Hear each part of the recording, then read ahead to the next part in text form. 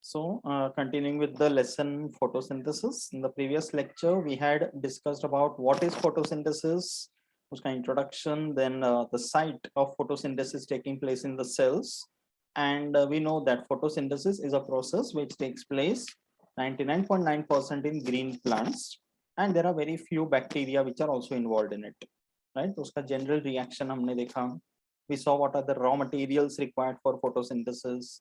We also saw the structure, the ultrastructure of the chloroplast. Correct. So we know very well that chloroplast ke andar there are grana consisting of thylakoids. Each thylakoid consisting of many quantasomes having reaction centers in which the photosynthetic pigments are present. So we have seen all the pigments also: chlorophylls, carotenoids, xanthophylls. Okay, and they're different types. So you know the fact that chlorophyll A is the most important photosynthetic pigment. Okay, because that is the one which actually carries forward the reaction of photosynthesis. Okay, so then we also got a brief idea about what is light. Okay, like visible light, that is the spectrum which is necessary for photosynthesis. So we have discussed about Vibgyor, the different wavelengths, the colors, right? वो सब समझने के बाद now we'll continue with the actual process of photosynthesis, that is the mechanism of photosynthesis, right? So though we have seen the general reaction, okay, carbon dioxide reacts with water in the presence of sunlight and chlorophyll, and you get the manufactured food, that is the glucose, and byproduct is oxygen and some more amount of water. Okay, but stepwise reactions, this reaction is not that easy, or it not simple as it appears. A stepwise process. Okay, so that we have to see how it occurs. So coming to the mechanism of respiration. Okay, so, sorry, photosynthesis. So first thing now we have to understand is that entire process or the physiological pathways of photosynthesis obviously were not discovered by just one person or in one attempt. ये थोड़ा थोड़ा करके सबको समझ में आया by different researchers, by different people across the world. Correct? तो सबसे पहले 1931 में this person called Van Niel, okay, he was the one who proved that bacteria are able to use H2S and CO2. Okay, H2S means hydrogen sulfide. Okay, not water, it is hydrogen sulfide and carbon dioxide, and they are able to synthesize carbohydrate. तो ये सबसे पहले van नील ने notice किया. Okay, so the reaction goes like this. कि carbon dioxide plus hydrogen sulfide is giving glucose, water, and because there is no water molecule over here, that's why the byproduct is sulfur. Okay, and downward arrow, you know very well, it's a sediment or a precipitate. Okay, so because this reaction was observed and confirmed by Van Niel, so he postulated or या उसने establish किया कि green plants, unlike bacteria, green plants or higher plants, they don't use hydrogen sulfide. Okay, they use water. So if you see the molecule of hydrogen sulfide and water, difference सिर्फ oxygen and sulfur का. Hydrogen sulfide में S, water में H2O. So rest of the reaction almost remains the same. In green plants, instead of this sulfur, there is oxygen that is evolved. ये Van Niel ने discover किया. Okay, then another person called Rubin in 1941. Okay, he confirmed that this reaction is taking place in the unicellular alga called chlorella. You remember this name? है ना, unicellular alga हमने discuss किया था. तो chlorella algae में he confirmed it, like whatever Van Niel said, कि green plants use water, photosynthesis takes place, and oxygen is given as a byproduct. That was confirmed by Rubin. And वो कैसे confirm किया? Like if he wanted to confirm कि oxygen is actually used, so he used water molecule, but उस water को बोलते हैं like this water was having an oxygen of another isotope. You know isotopes in chemistry, right? Oxygen का normal atomic weight is 16, but उसका जो isotope है that is O18, and that's a radioactive isotope. Not very common as such, but है available. Okay, hydrogen के भी isotopes है, hydrogen, deuterium, tritium. Okay, but normal isotope is the one with atomic weight 1. तो hydrogen normal रखा but oxygen radioactive वाला लिया. तो this Ruben he used water containing heavy oxygen. Heavy oxygen मतलब atomic weight उसका ज्यादा है, नॉट लिटरली वजनदार ऑक्सीजन और समथिंग. ओके, ऐसा ऑक्सीजन उसने दिया.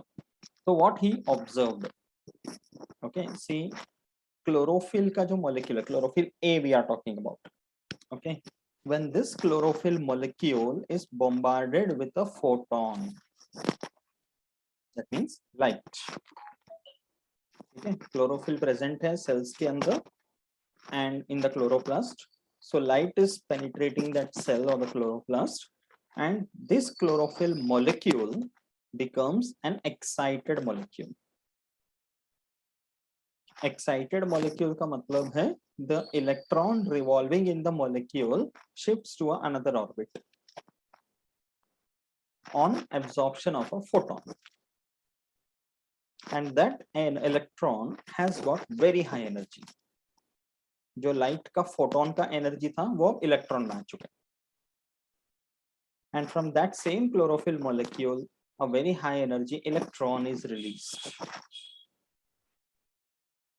क्लोरोफिल के मॉलिक्यूल से. समझा यहाँ तक? This process is called photo-excitation of chlorophyll. Photo means light, excitation मतलब shifting to a higher energy and releasing a higher energy electron. तो molecule की बात होगी, chlorophyll A का molecule. You remember the molecular formula? छोटा सा molecular formula था chlorophyll A का.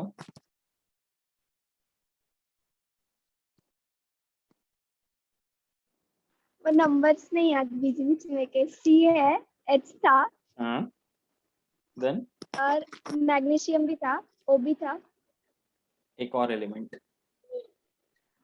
Nitrogen. Correct. CHONMG, C55, H72, O5, N4, Mg. ठीक है, लर्न कर लेना. ठीक है, तो यहाँ पे क्या हुआ, फोटो एक्साइटेशन कि this molecule has released a high energy electron. Okay, तो पहले था ground state, then excited state, and upon releasing the high energy electron it comes to an ionized state. ठीक है, बट वो एक्स्ट्रा सेल कहाँ गया, orbit. Orbit उधर ही है. See orbits are imaginary structures ना, there is no actual orbit over there, right? Orbit का मतलब क्या है, that path on which the electron is moving. तो वो पहले अंदर की तरफ मूव हो रहा था, अब वो बाहर की तरफ आ गया एंड बाहर से बाहर जंप मारा उसने, तो वहां ऑर्बिट करके कुछ है. अभी जैसे अर्थ के आसपास बाकी सारे प्लैनेट्स हैं, we see they are revolving in their own orbits. तो as such there is no railway track और समथिंग ना कि चलो इसी पे घूमना है. It's just a imaginary fixed path. Same way for the atoms also. Okay, तो इस क्लोरोफिल के मॉलिक्यूल से high energy electron is released. So when one electron is released, that means there is a reduction in one negative charge. तो इसलिए वो ionise हो गया कि एटम था अब वो आयन बन गया. So now this is ionized chlorophyll A.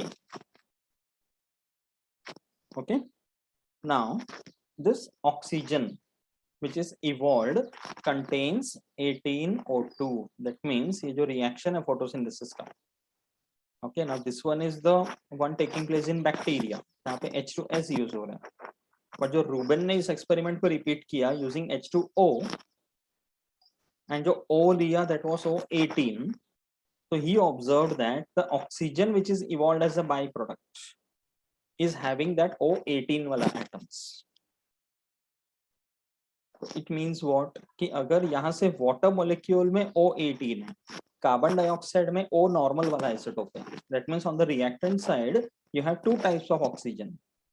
Carbon dioxide का oxygen is the normal one and H2O वाला oxygen is the radioactive one. Getting it? तो जब रिएक्शन हुआ एंड में ये जो वाटर बना उसमें रेडियोएक्टिविटी नहीं था, बट ये जो ऑक्सीजन रिलीज हुआ separately that was showing radioactivity. तो ये रेडियोएक्टिव ऑक्सीजन यहाँ पर कहाँ से आया? Only from here. Getting it? तो इसका क्या बोलते हैं कंक्लूजन क्या निकालेंगे कि वाटर मॉलिक्यूल के ब्रेकडाउन से ही ऑक्सीजन रिलीज हो रहा है. मतलब ये जो ऑक्सीजन है ये कार्बन डाइऑक्साइड वाला ऑक्सीजन नहीं है, ये वाटर वाला oxygen. This we have proved, Ruben has proved using radioactivity. See this reaction. जहां जहां O18 लिखा है सिर्फ उतना में ही ये O18 डिटेक्ट हुआ. That was because of the breakdown of the water molecule and releasing of oxygen. The rest of the oxygen comes only from this carbon dioxide. Okay, इसको tracer technique करके बोलते हैं because radioactivity can be traced. लेकिन उसने radioactivity को trace किया कि ये O18 का ऑक्सीजन कहाँ जा रहा है, वो यहाँ गया. It is proved. तो ये जनरल इक्वेशन वैन नील के हाइपोथेसिस को प्रूव किया. ठीक है. Then later in the year 1937 R Hill या रॉबर्ट हिल करके नाम था, another person, he demonstrated that isolated chloroplast, मतलब normally photosynthesis takes place inside a living cell, inside a plant cell having all the cell organelles including chloroplast. but अगर मैं cell के अंदर से क्लोरोप्लास्ट को सिर्फ अलग से निकाल देता हूं तो भी देखा गया है कि evolution of oxygen takes place. Okay, if I take a plant cell, I remove the chloroplast out of it, I ensure that the chloroplast is only getting the light, water, everything is provided. Still it is able to do photosynthesis. मतलब वो chloroplast में जो photosynthesis हो रहे हैं, that is not completely dependent on the cell or the nucleus. Okay, oxygen यहाँ भी evolve हो रहा था, and there is only an electron acceptor which has to be provided, and that was ferricyanide. Photo excitation जब हुआ, okay, here when the photo excitation happened there is a high energy electron given out. So electron को atom ने फेंका, so somebody should be there to catch that electron. Imagine a cricket field कि दूर से boundary के line से fielder ने ball फेंका तो कोई तो होना चाहिए ना कैच पकड़ने के लिए. तो उसने जो फेंका that was chlorophyll A, जिसने कैच पकड़ा that's an electron acceptor. Got it? तो इलेक्ट्रॉन एक्सेप्टर कोई भी मॉलिक्यूल हो सकता है, but there are some molecules which are acting as electron acceptor because they are in an oxidised state. तो जब वो ऑक्सीडाइज्ड स्टेट में रहते हैं तो they are in a position to accept electrons. तो ferricyanide is one such molecule जो electron accept करेगा, it will get reduced and it will turn into ferrocyanide. See the spelling difference. Okay, ferricyanide upon accepting the electron gets reduced to form ferrocyanide. Last time हमने oxidation and reduction का difference discuss किए थे. So that we had told in terms of hydrogen and oxygen. But oxidation reduction का एक और meaning है. Okay, giving away electron is oxidation. Taking electron is reduction. Okay, तो यहाँ पर यही हुआ है. Ferricyanide has taken one electron because it's an acceptor. Ions होते हैं, but उसको भी oxidation बोलते हैं. इसलिए ऐसा बोलते हैं. See, ferricyanide has got reduced. to ferrocyanide. And here this reaction that we are discussing, ये जो हो रहा है ये light के presence में हो रहा है, darkness में ये reaction नहीं होगा. So in the presence of light, water molecule is broken down, oxygen is given out. That's why this reaction is called photolysis of water. Photo means light, lysis matlab breakdown. So breakdown of the water molecule in the presence of light to release that oxygen. That is called as, also called the Hill's reaction, because Robert Hill ने discover किया था. ठीक है? तो ये पहला part, first mechanism what takes place in photosynthesis, which is very significant.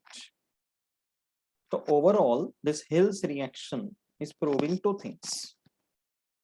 First thing, in photosynthesis, oxygen is released from breakdown of water and not by the breakdown of carbon dioxide. In fact, carbon dioxide का breakdown होता ही नहीं. Carbon dioxide में there is an addition of hydrogen which takes place. तो glucose बनते हैं. ठीक है? But water molecule का breakdown हो रहा है. That's called photolysis. ठीक है? Secondly, for the reduction of CO2 to form carbohydrate, there are electrons needed. ठीक है?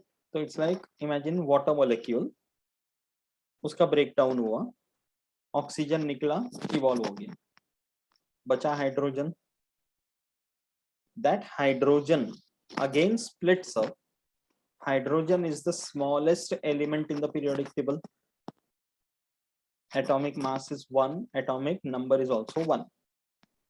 So it has got 1 electron and 1 proton, no neutrons. तो जब H2 molecule का split up होता है, तो there is 1 H plus and 1 electron separated, finished. तो जो H plus है, वो जाएगा reduction में, NADPH बनाने के लिए. NADP करके रहता है molecule, उसमें वो H add हो जाता है, तो it becomes NADPH. So this NADPH acts as a reducing agent. And secondly, electrons by this reduction, they are required, which is obtained from the water. तो ये दो चीजें Hill's reaction को prove कर रहे हैं.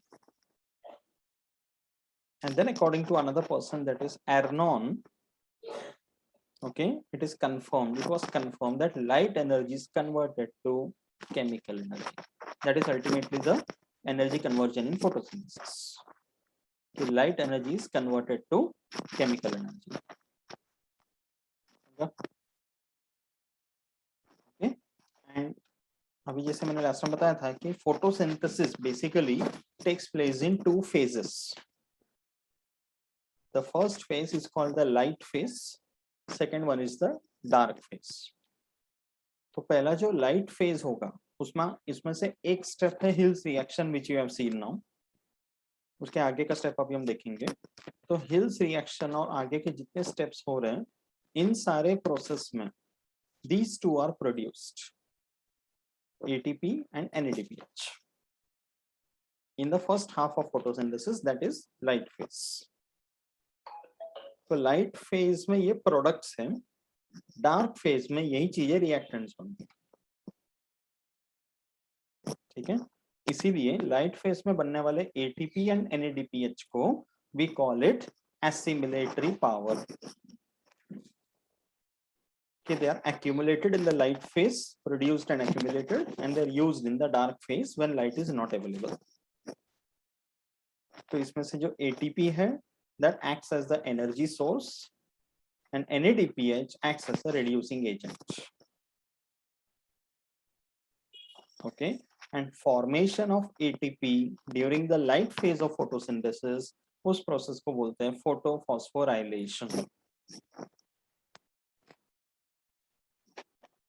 Okay, formation of ATP during the light phase is called photophosphorylation.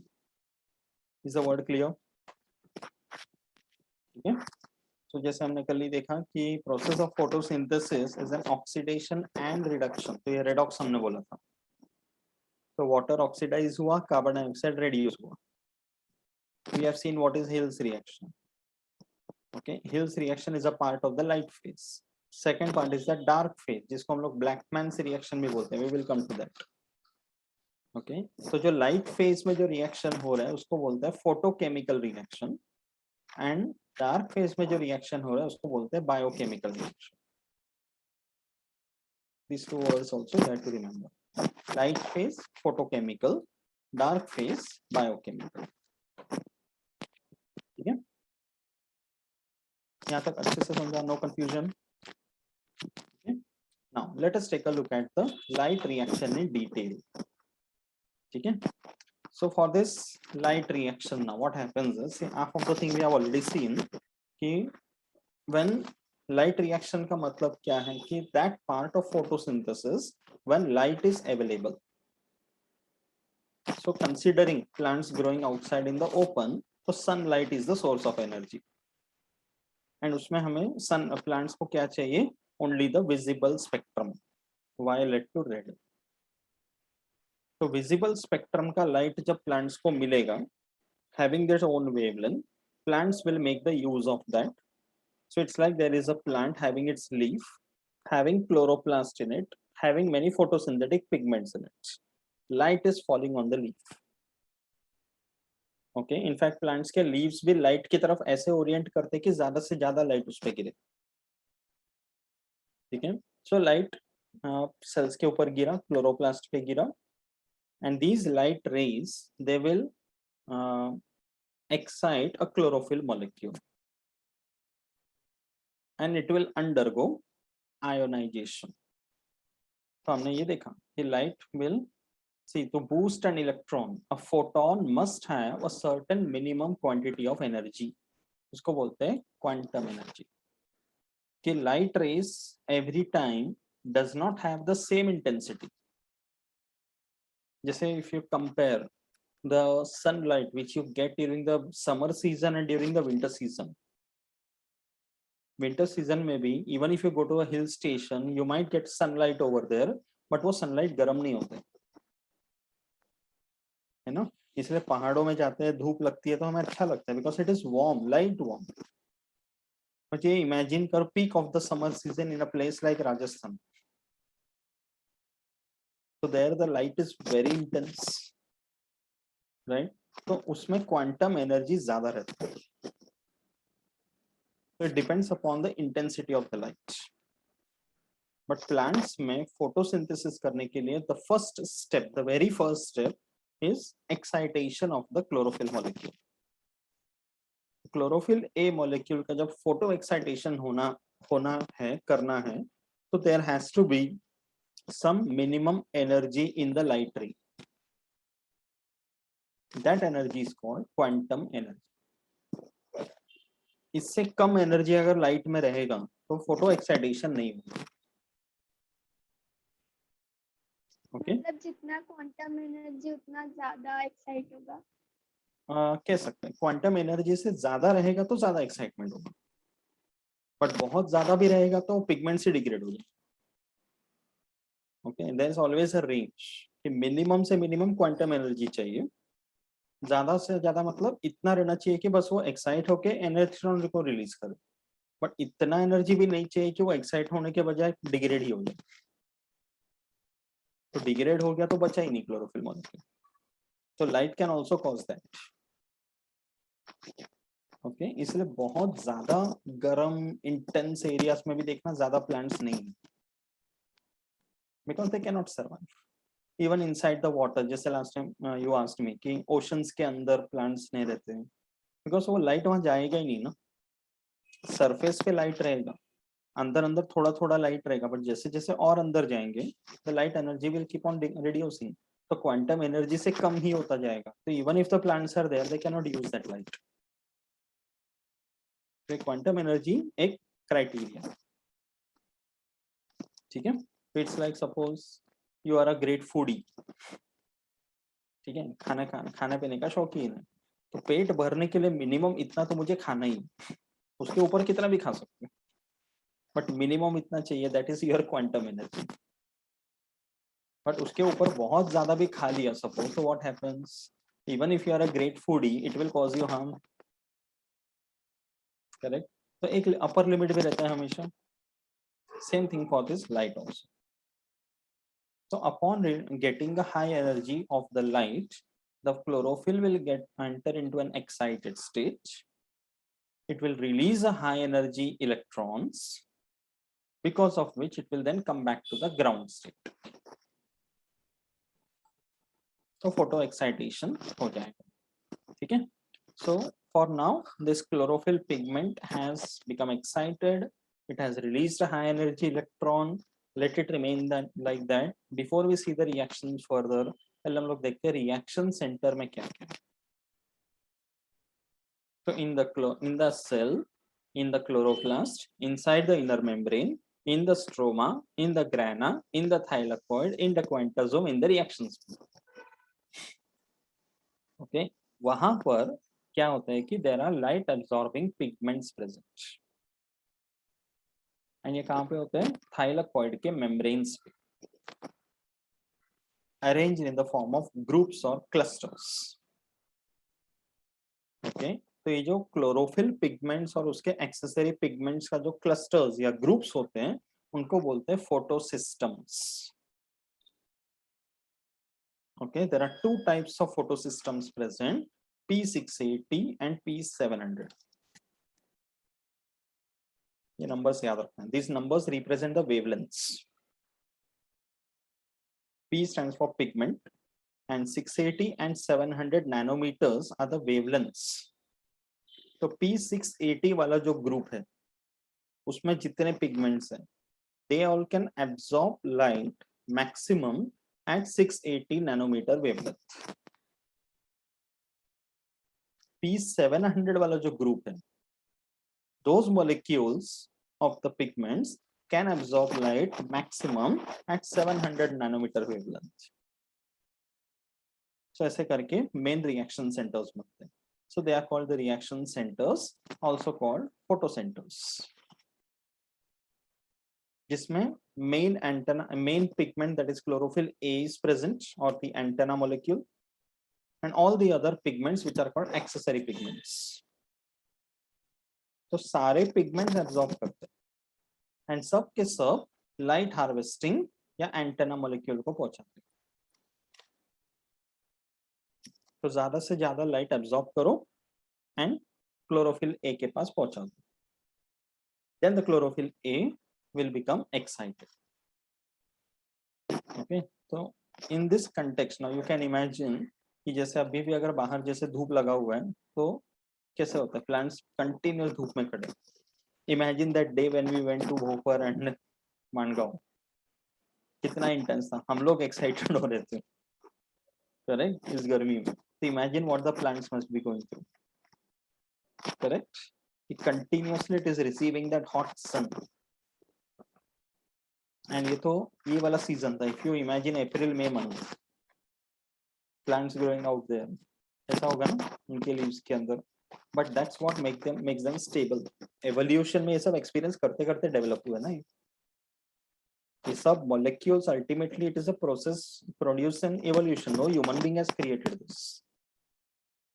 Evolution में plants ने खुद से develop किया, correct, because it was a requirement.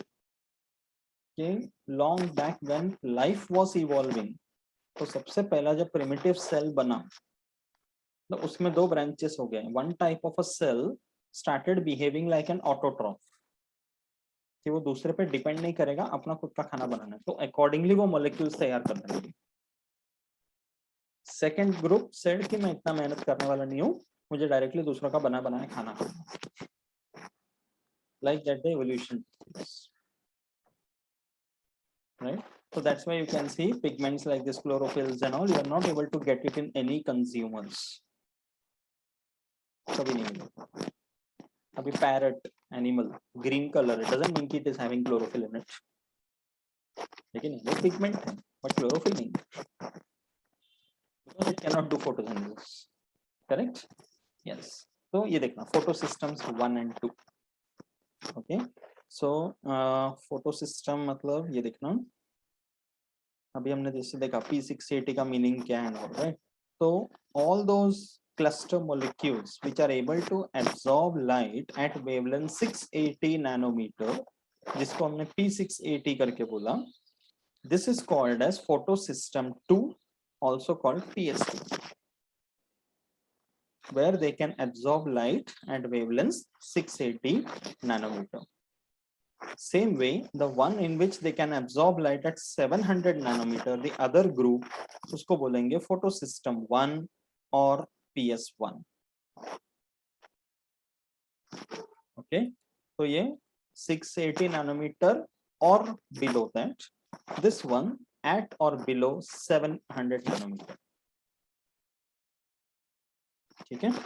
So PS2 जो है, that is the one with PS 680. This PS2 brings about an important process, that is the photolysis of water, which we have discussed.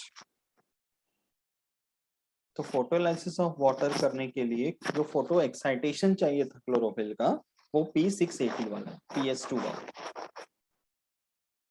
Okay, so this PS2 will absorb the light, high energy electrons are released, chlorophyll molecule is oxidized. Chlorophyll का molecule ने electron को release किया तो वो oxidise हो गया, right? And these electrons which are released by this PS2, that high energy electrons are taken up by PS1.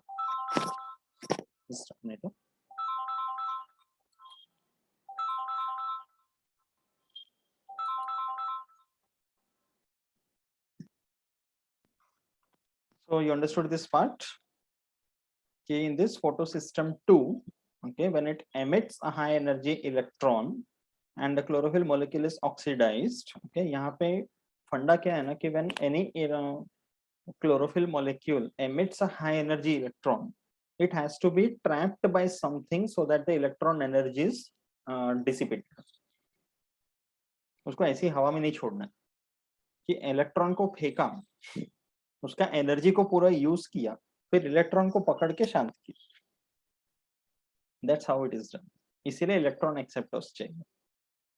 ठीक है, तो यहाँ पे देखना, like ATP synthesis, there is something called as chemiosmosis that takes place. Okay, chemiosmosis meaning simply means what? यहाँ पे देखना, this is photosystem 2 as you can see. इसमें से high energy electron release हुआ. So there are certain electron acceptors. Okay, जो ये high energy electron को ऐसे, it's like suppose there are 4 acceptors over here, तो एक के बाद एक लाइन में खड़े रहेंगे. पहले एक ने पकड़ा, दूसरे को दिया, इसने पकड़ा, उसने को दिया. तो ये कैच कैच खेलने के चक्कर में what happens is energy of the electron slowly starts decreasing, और फिर ये इलेक्ट्रॉन को पास ऑन कर दिया फोटोसिस्टम 1 पे. And this photosystem 1 is now converting that NADP with that H plus, and it is producing NADPH. And electron acceptors के यहाँ जब transfer हो रहे हैं, तो H plus is getting inside the cell. There is something called as a proton pump. H plus जो है, it is nothing but a proton. तो क्लोरोप्लास्ट के मेम्ब्रेन पे there is something called as a proton pump. एक protein है जो protons को पकड़ के अंदर डाल सकते हैं. तो ये इलेक्ट्रॉन ट्रांसफर होने के टाइम पे ये भी अंदर डाला जा रहा है. It's like you can imagine कि अगर तुझे बहुत छोटा करके सेल के अंदर डालूं तो क्या क्या देखने को मिलेगा. Getting it? कि प्लाज्मा मेम्ब्रेन पे कुछ चल रहा है, क्लोरोप्लास्ट के मेम्ब्रेन में something is going on, right? ये एटीपी का एडीपी बन रहा है, एडीपी का एटीपी बन रहा है, एनएडीपीएच का एनएडीपी बन रहा है. तो some or the other, it's like a huge factory inside. ये एक्चुअली है thylakoid membrane, sorry not chloroplast membrane. Okay, all these things are going on. Water molecule यहाँ पे देखना कहाँ जा रहा है. See the arrow marks. You can see half oxygen given out, H plus given out, water molecule taken in.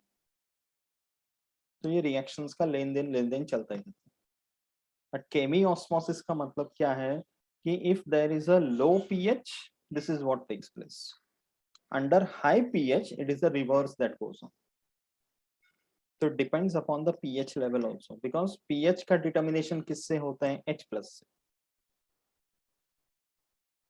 ना. Arrhenius theory of acid and base, if you remember. More is the H plus, more is the acidity. तो वो principal यहाँ पे use हो रहा है. And in all this process, ADP is getting converted to ATP. Adenosine diphosphate, उसमें एक inorganic phosphate add हो जाते हैं, it becomes adenosine triphosphate, ATP. That is called as phosphorylation. ठीक है. तो you can see H plus जो अंदर डाला जा रहा है वो इसके लिए डाला जा रहा है. And the enzyme which is responsible for this phosphorylation, उसको बोलते हैं ATP synthase. Remember the name of that enzyme.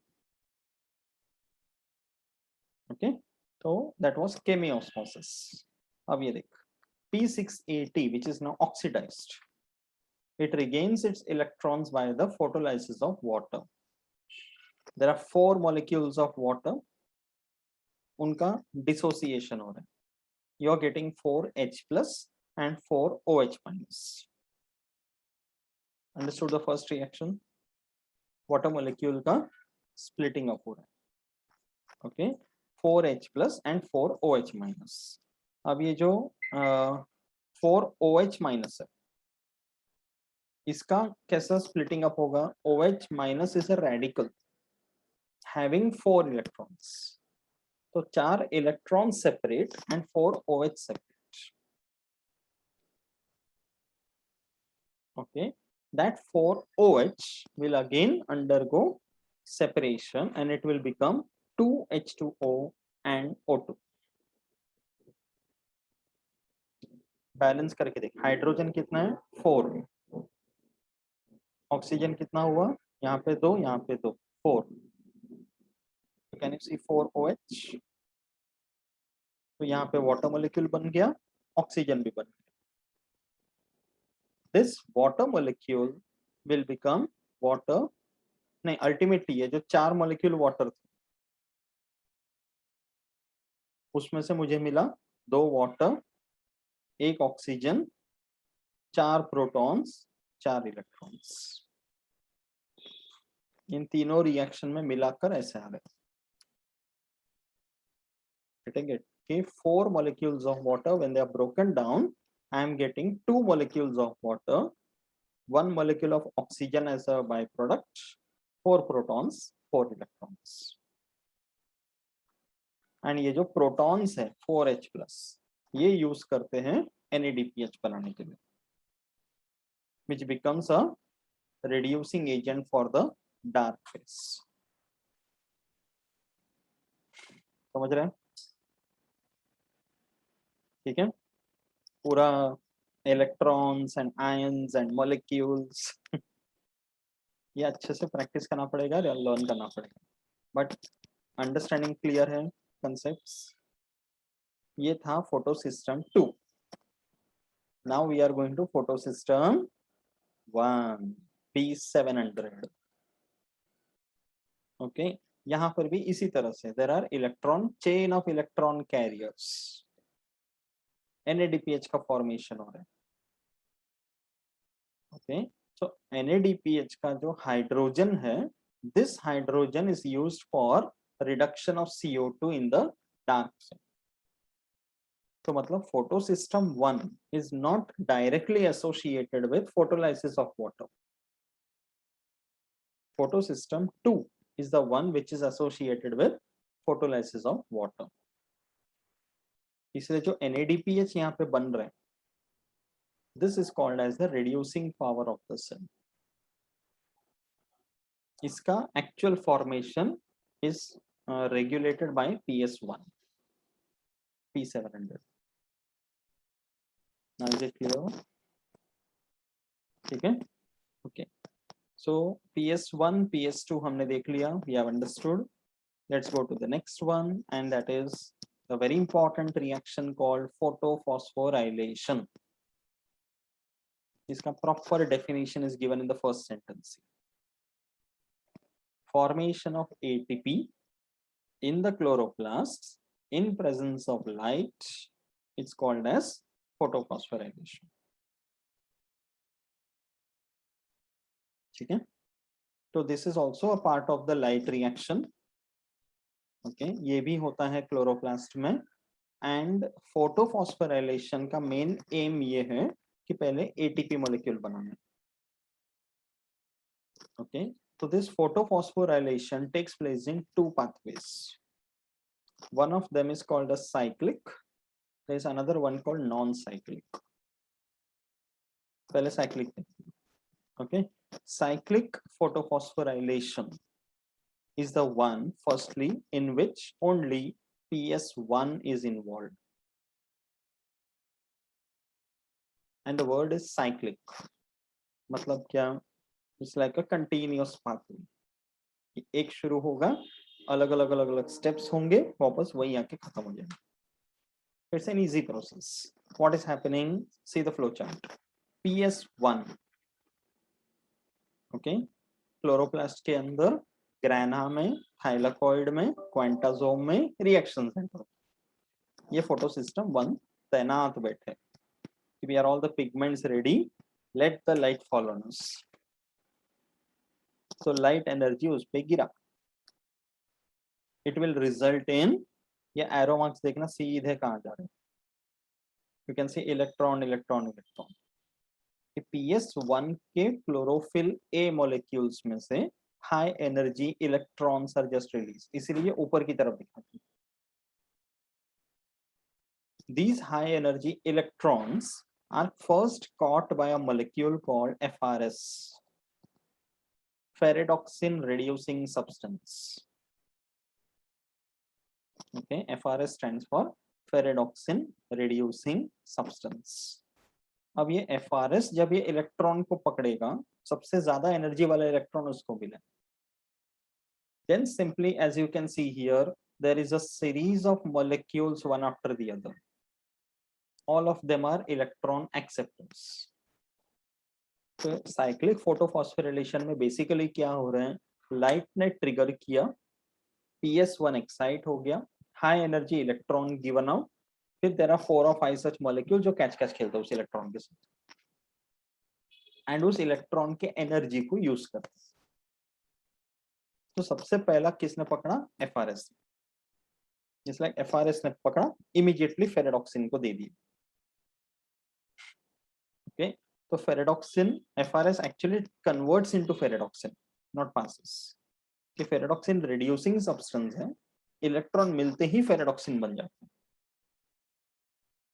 Then ferredoxin will pass it on to something called cytochrome B6. Remember the name. Cytochrome B6. ये ऐसे molecules है जिसके अंदर ion होते हैं, IR1 Fe. Iron containing elements. Iron containing compounds which can accept electrons. उसको cytochromes बोलते हैं.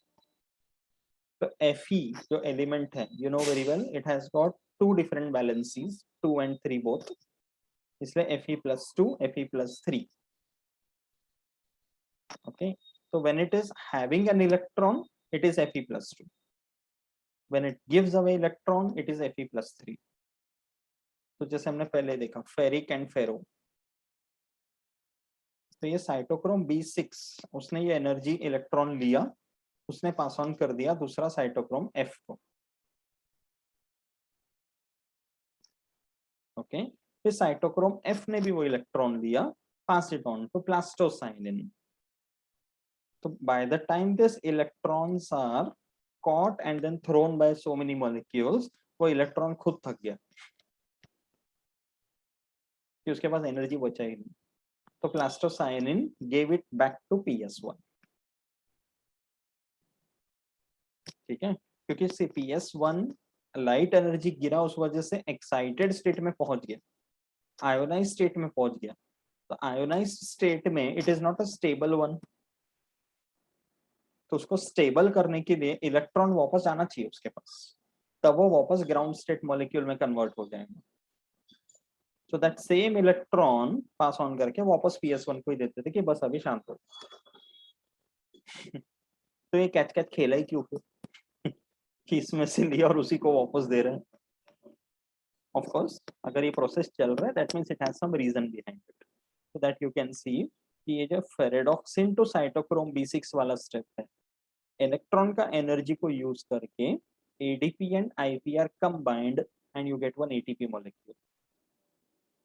तो एक ATP मॉलिक्यूल यहाँ मिला इलेक्ट्रॉन की एनर्जी की वजह से। Similarly the next step also between cytochrome B6 and cytochrome F we have used ADP IP again and ATP बना। तो ये पूरा साइक्लिक फोटोफॉस्फोराइलेशन होने का ओवरऑल फायदा क्या हुआ सेल को? Because of the high energy electron you have got 2 ATP molecules। तो ये सेल के लिए जरूरी था। So this energy molecule will be used in the dark reaction because of which carbohydrate will be produced। Imagine the planning by the nature, है कि नहीं? कि कहाँ लाइट, कहाँ उसका एक्साइटेशन क्लोरोफिल में इलेक्ट्रॉन्स के साथ कैच कर, उसके लिए इतने सारे मॉलिक्यूल बन गए। Ultimately this are molecules. तो उसमें इलेक्ट्रॉन पकड़ा, इलेक्ट्रॉन छोड़ा, एनर्जी को यूज किया, बोला ATP बन गया। That is cyclic photophosphorylation. Interesting. Okay, ये फर्स्ट टाइप हो गया। See the other one, non cyclic photophosphorylation. अब इसमें क्या हो रहा है? नॉन साइक्लिक का मतलब है कि it's not a same pathway जैसे साइक्लिक की तरह। अब यहाँ पे दो पाथवेज हैं which are connected.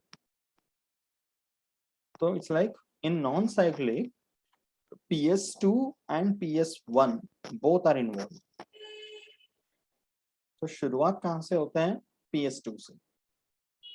Sunlight, actually flow chart बहुत क्लियरली नहीं दिया है बट ठीक है, यू कैन नोटिस। ठीक है, sunlight first falls on PS2 जैसे इसमें हुआ था वैसे। PS2 enters a excited state, it will emit a high energy electron। You can see some electron acceptor, God knows what is written there। okay, ठीक है, यहाँ पे electron acceptor. I will give you another pathway, non cyclic का मैं देता हूँ बाद में, where it is clearly written. ठीक है, बट अभी के लिए इतना याद रख कि there is one electron acceptor over here, high energy electron is got over here, and then उसके बाद देखना एरो मार्क्स नीचे नीचे नीचे नीचे। तो इलेक्ट्रॉन का एनर्जी कम होते गया, but in that process ATP is formed here, जैसे पहले हुआ था वैसे। बट पहले क्या हुआ था कि हाई एनर्जी इलेक्ट्रॉन का सारा एनर्जी यूज करके उसको वापस PS1 को ही दे दिया था। That's why it was a cyclic one. But here PS2 का रिलीज किया हुआ electron is going to PS1। ठीक है, अब PS1 भी एक्साइटेड हो रहा है, giving a high energy electron. okay, in that there is NADPH2 produced। तो नॉन साइक्लिक जो है it is more efficient then cyclic, because cyclic में सिर्फ ATP बन रहा है, नॉन साइक्लिक में even NADPH is produced. And non cyclic जब NADPH बना रहा होता है तो उसमें एक्स्ट्रा इलेक्ट्रॉन निकलते हैं, that electron goes back to PS2, तो वो स्टेबल हो जाता है। That's why it is non cyclic. And non-cyclic is the one in which there is photolysis of water, the Hill's reaction that we saw, वो non-cyclic में है। तो जैसे हमने ऊपर के रिएक्शंस में देखे, नॉन साइक्लिक में वाटर के फोटोलाइसिस के वजह से H+ and electrons are also given out. ये जो इलेक्ट्रॉन्स है these go back to PS2, but PS2 का खुद का रिलीज किया हुआ इलेक्ट्रॉन्स PS1 को जाता है। Got it? इसलिए उसको बोलते हैं non cyclic photophosphorylation. But ATP formation होता है, NADPH फॉर्मेशन हो रहा है, photolysis of water is taking place, oxygen is given as a by product. ये सारी चीजें नॉन साइक्लिक में हो रहा है। But in a cell, cyclic and non-cyclic both are necessary so that maximum utilization of the light energy takes place. If you compare both of them, cyclic photophosphorylation takes place faster. Non-cyclic is comparatively slower. That is something logically you can make out. कि दोनों के reaction थोड़े different है. इसमें photolysis भी करना है, फिर उसका प्रोटॉन यहाँ यूज करना है NADPH बनाने के लिए, इलेक्ट्रॉन को यूज करना है PS2 को शांत करने के लिए, राइट. बट साइक्लिक में ऐसा कुछ नहीं है. It takes place quickly, no NADPH nothing. तो एक सेल के अंदर ये दोनों अगर यूज होगा तो it will be totally completely useful. तो at the end of which what are the results that you are getting? Three things. पहले तो ATP मिल रहा है, NADPH मिल रहा है, oxygen is given as a by product. ये साइक्लिक नॉन साइक्लिक दोनों मिलाकर हो जाना पूरा. समझा अच्छी तरह से? ओके. एंड ऑक्सीजन तो सिर्फ बाय प्रोडक्ट बन के रिलीज हो जाते हैं, but ATP and NADPH have to work ahead in the dark reaction. The first part of the photosynthesis mechanism is done. कैसा लगा? Yes, something heavy, तगड़ा. है ना? Yes, there are a lot of things, but एक बार अच्छे से learn करती जाएगी ना, तो it will be easy to understand. But you can imagine कि how beautifully nature has designed this. कि ultimately we see only the fruit, कि हाँ mango sweet है, apple sweet है, और वो करने के लिए पीछे सेल देखना क्या क्या कर रहा है. ठीक है ना? These are the things that ultimately result in the formation of those tasty fruity pulps and all, no? है ना? कितना ATP energy कितना यूज कर रहे हैं. Okay, so shall we go ahead with the dark reaction? ठीक है. Actually light reaction में maximum चीजें हैं, but सब मिलाकर ही पूरा photosynthesis होता है ना? So now comes the dark reaction or the biochemical phase of photosynthesis. Okay. So in this dark reaction, क्यों हम लोग इसको dark reaction बोलते हैं? Because this takes place in the absence of light. Okay. तो यहाँ पर मेन जो प्रोसेस है डार्क रिएक्शन में, that is carbon fixation. Okay. Light reaction was taking place in the thylakoids, in the reaction center, in the quantum zone. Dark reaction takes place in the stroma, chloroplast के stroma में. Remember the locations also properly. Okay. तो thylakoids में light reaction में जो assimilatory power तैयार हुआ, that is ATP and NADPH. These molecules now come to the stroma to continue the dark reaction. Okay. So इसके आगे जो dark reaction carbon fixation हो रहा है, इसके reactions discover किए थे these two people mainly, Calvin, Benson and their co-workers. Okay. And that's the reason Calvin was the main leader of this group. That's why he was awarded Nobel Prize in 1961. And again similar जैसे पहले हमने देखा tracer technique use किया using green alga chlorella कि क्या reactions हो रहे हैं. On paper we can write the reactions and show the formula and everything तो we understand. But actual में तो कोई reaction वाला नाम नहीं लिखा हुआ है, their molecules. तो एक एक step practically करके determine करना पड़ता है कि which compound could be there. तो ऐसे करते करते all the intermediate steps of the reaction were understood using an isotope of carbon, radioactive isotope. Carbon का atomic weight is 12, but उसका जो radioactive isotope है that is 14. So this 14 CO2 was the one which was traced, and वो technique use किया था Calvin and his group. इसलिए इस reaction को, इस pathway को ही बोलते हैं Calvin cycle, also called as the C3 pathway. Calvin cycle also called C3 pathway. तो ये जो C3 pathway है, I'll show you that directly discuss from the pathway itself, but a C3 pathway is broadly divided into three parts. The first part of the C3 pathway is called carboxylation. Carboxylation का मतलब है addition of carbon dioxide or addition of carbon atoms. Similarly, there is a word called decarboxylation. That is removal of a carbon. तो यहाँ first step क्या हो रहा है? Carboxylation. And ये कार्बोक्सिलेशन करने के लिए there is a very important enzyme which is called RUBP carboxylase, also called Rubisco. RUBP stands for ribulose 1,5-biphosphate. Remember the compound. It's a sugar molecule which is having 5 carbon atoms in it. इसलिए उसको pentose sugar करके बोलते हैं. Biomolecules में सब words वापस आएगा, but for now you understand. Carbohydrates are of 3 types: monosaccharide, disaccharide, polysaccharide. Monosaccharides and disaccharides को शुगर्स बोलते हैं.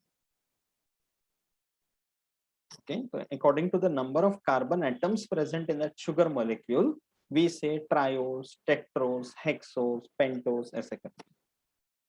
So यहाँ पे it is having 5 carbon and having 2 phosphate groups. So ribulose 1,5-biphosphate. So this 5 carbon sugar reacts with carbon dioxide. Because ultimately जो Kelvin cycle हो रहा है, it is a reduction of that carbon dioxide. तो ये carbon dioxide react करेगा RUBP के साथ. तो RUBP के 5 कार्बन, कार्बन डाइऑक्साइड का 1 कार्बन, दोनों मिला के बना एक 6 carbon compound. It's an intermediate compound, but वो इतना स्टेबल नहीं है कि वो ज्यादा टाइम तक ऐसे ही रहे. That's why that 6 carbon compound splits up into 2 compounds having 3 carbons each. That is PGA, 3-phosphoglyceric acid. तो 2 molecules of 3-phosphoglyceric acid. इसका फॉर्मेशन जो हो रहा है वो first step, that is carboxylation. And the enzyme responsible is rubisco. Plant kingdom में rubisco is a very very significant enzyme. It's a large protein molecule and it contains around 16% of all the chloroplast proteins. ये plant cells के chloroplast में जितने भी proteins हैं, सबसे ज्यादा abundant one is this rubisco, very significant enzyme. Okay, तो ये सेम चीज carboxylation see in the flow chart now. Okay, ये फ्लो चार्ट लर्न करना है. तो this is carbon dioxide, this is RUBP. Okay, ये 5 कार्बन है, ब्रैकेट में लिखा है देखो. M का मतलब है मॉलिक्यूल्स. तो 6 molecules of 5 carbon RUBP combines with 6 molecules of carbon dioxide in the presence of the enzyme Rubisco. तो एक unstable compound बन जाते हैं which is having 6 carbon, because 6 and 6 so 6 molecules. So that unstable compound doesn't remain as it is for a long time. तो वो stable होने के लिए 3-phosphoglyceric acid और 3-phosphoglycerate भी बोलते हैं. तो उसके 2 molecules, ये क्या 12 कैसे हो? हाँ, 6 molecules का 12 molecules होंगे, each one having 3 carbon. ठीक है. तो ये जो पहला स्टेप हुआ RUBP से लेकर 3-PGA तक, that is called carboxylation. Is it clear? Okay. Now the second step is reduction, the actual reduction. Yeah, it is also called glycolytic reversal. Okay. अब यहाँ पे क्या हो रहा है? Now if you recollect respiration, हमने पूरा यहाँ 11th में डिस्कस नहीं किया respiration अभी तक, but if you remember respiration में मैंने बताया था aerobic respiration and anaerobic respiration. Correct? Between both of them there is one common pathway, the first step, which is called glycolysis. वो नाम याद है ना? Where one molecule of glucose is broken down in a series of steps and you get 2 molecules of pyruvic acid. तो when we will discuss respiration will see that again, but उसमें जितने steps होते हैं glycolysis का, उसका ठीक उल्टा steps यहाँ पे हो रहा है in this reduction. So it is 3-phosphoglycerate is getting converted to 1,3-diphosphoglycerate. Chemistry में IUPAC nomenclature याद करो. When it is written 3-phosphoglycerate, ये 3 का मतलब क्या है?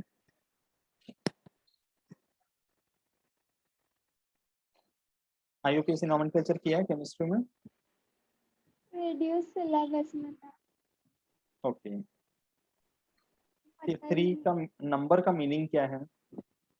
3 का ना उसका कुछ तो ये होता है ना, वो चार्ट मैंने पढ़ा था, उसमें 3 का क्या था,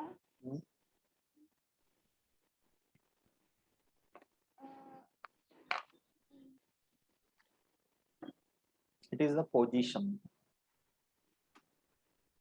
ये 3 कार्बन कंपाउंड है, ठीक है. I just show you this. C,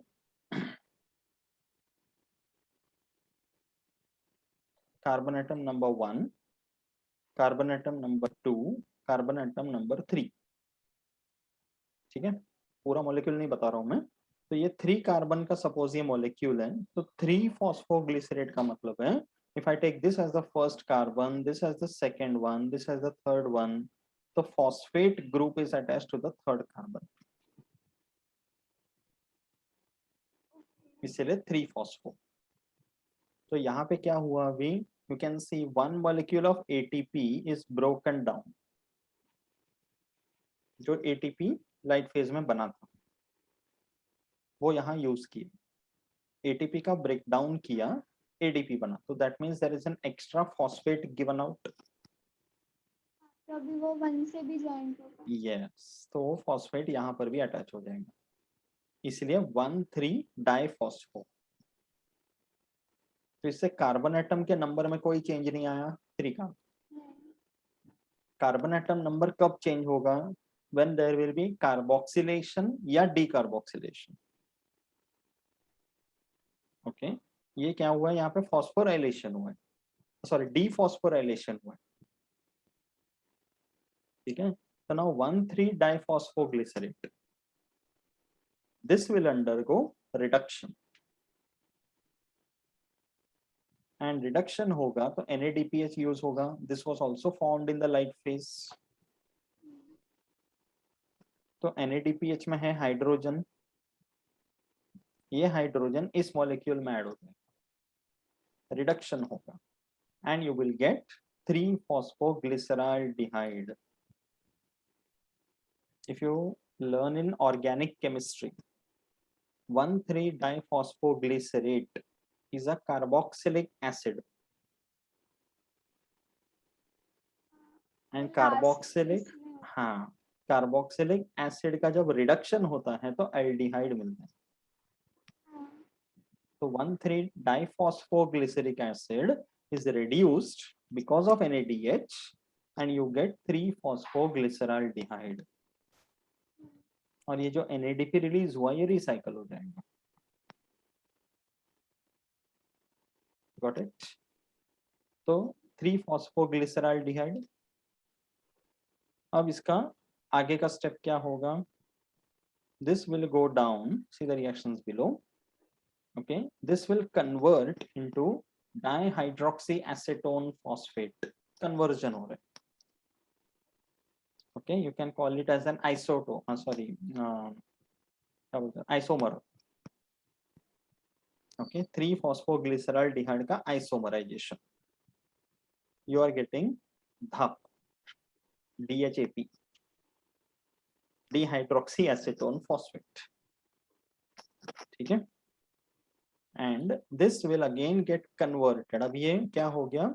2 molecules of 3 carbon compound. अब ये dihydroxyacetone phosphate 2 molecules का एडिशन होगा, तो you are getting 1 molecule of 6 carbon atom, which is fructose 1,6-diphosphate. ठीक है, फ्रक्टोज एक कार्बोहाइड्रेट है, शुगर है, having 6 carbon atoms. अब फ्रक्टोज 1,6 डाइफॉस्फेट में से 1,6 मतलब 2 पोजीशन पे फॉस्फेट है, तो 1 वाले पोजीशन का फॉस्फेट निकल जाएगा, एडीपी को ज्वाइन करेगा, एटीपी बनेगा, तो dephosphorylation, and you will get fructose 6 phosphate. Fructose 6 phosphate का again isomerization, fructose का isomer है like conversion into glucose, फिर से एक और एटीपी बनेगा, एंड ग्लूकोज 6 फॉस्फेट में से फॉस्फेट निकल जाएगा, बचेगा glucose, and this glucose is the immediate product of photosynthesis that we saw in the beginning. तो इतने सारे रिएक्शन करने के बाद this is the glucose ultimately that we get. समझा? इसलिए इसको बोलते हैं synthesis phase, we call it synthesis phase. ठीक है, तो सिंथेसिस फेज में ये सारी चीजें बन गई. ओके, तो यहाँ पे दिया देखना 2 या अभी 3 फॉस्फोग्लिसराल्डिहाइड के 2 मॉलिक्यूल्स थे. ठीक है, so out of all the molecule that is 12 total molecules थे, जिसमें से 2 मॉलिक्यूल्स को यूज किया ग्लूकोज बनाने के लिए, एंड बाकी के 10 मॉलिक्यूल्स यूज कर रहे हैं रीजनरेशन के लिए, बिकॉज फिर से आरयूबीपी बनेगा तो फिर से केल्विन साइकिल कंटिन्यू होगा. अदरवाइज अगर ये पूरे 12 के 12 मॉलिक्यूल ग्लूकोज बनाने के लिए यूज करते जाएंगे तो आरयूबीपी फिर से मिलेगा नहीं, तो आरयूबीपी नहीं मिलेगा तो केल्विन साइकिल वही बंद पड़ जाएगा. तो Calvin cycle I mean RuBP का रीजनरेशन भी जरूरी है, so that the Kelvin cycle continues and continuously more and more glucose is produced. Is this clear? Reduction step अच्छी तरह समझा? Okay, then we come to the third step of Kelvin cycle, that is regeneration. Okay, just a second, मैं charging on करता हूँ.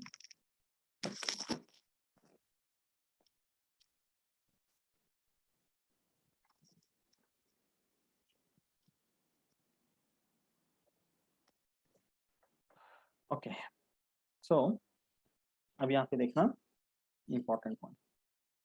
3 phosphoglyceraldehyde, यहाँ पे 12 molecules थे, इसमें से 2 मॉलिक्यूल यहाँ सिंथेसिस में चला गया, बाकी बचे 10 molecules as we saw.